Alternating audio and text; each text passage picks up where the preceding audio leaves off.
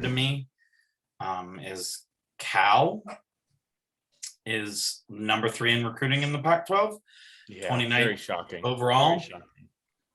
Yeah, I found this to be weird, and like I feel like we should be talking about them like a little bit higher, like in the 6-7 spot, which I think actually normally we would be. This is one of their better recruiting classes. Are they one of the schools that actually has like a bunch of recruits? I think they are. Like they Yeah, actually have they have like 19. 20 something. They have 19.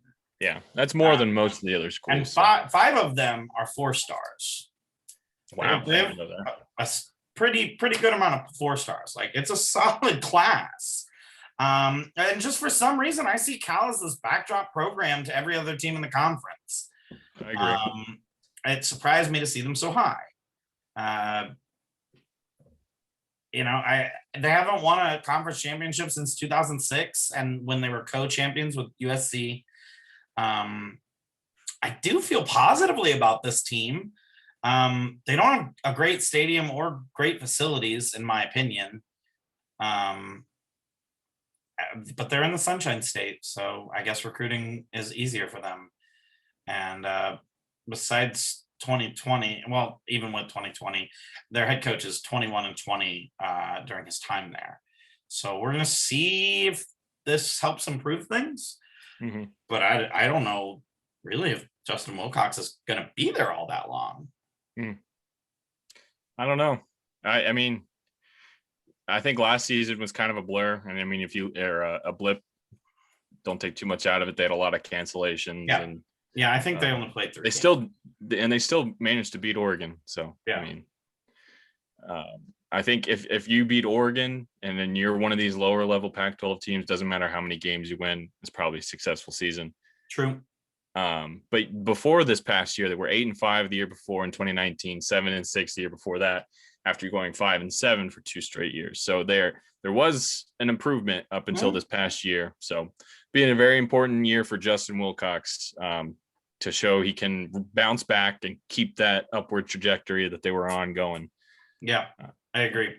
We'll see. I agree. Talk about their schedule. Yeah, let's look at their schedule. Home to Nevada is how they open up, and then they go at TCU. And I think that's a toss-up game. Yeah, I think TCU should probably be winning that game, especially at TCU. Yeah, TCU. But TCU also wasn't very good last year, and they played more games. Mm-hmm. Gary Patterson, though, man.